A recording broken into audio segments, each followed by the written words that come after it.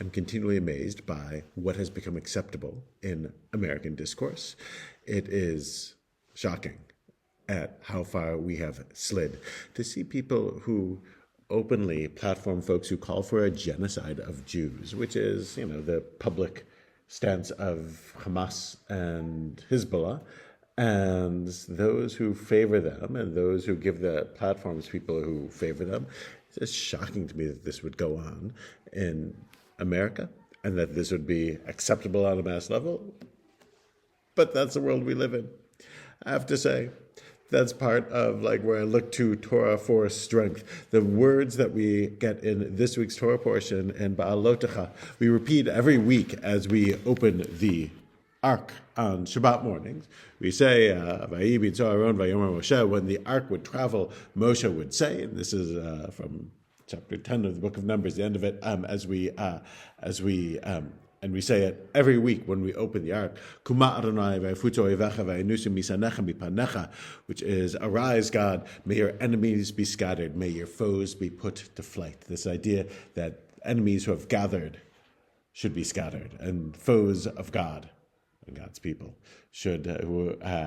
who haven't yet gathered should be set to run. And this is the idea that there are people who in fact live their lives as enemies of trying to find a way to peacefully coexist together and who advocate for negativity, right? And the very next line that we say in the liturgy every week as we take out the Torah, Ki mitzion tetzeh Torah advarnai miYerushalayim, because from Zion, meaning Jerusalem, will come the Torah and the word of God from Jerusalem, right? So that's a quote from the book of Isaiah, not from this week's Torah portion, but from Isaiah.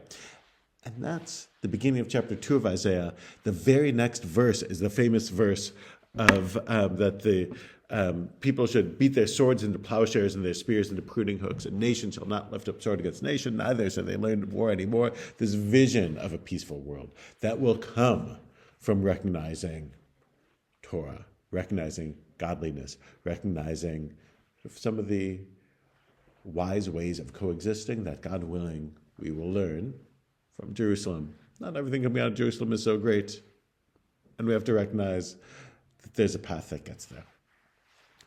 We live in a world where, as we say every week when we open the Ark to study our sacred text, has enemies in it.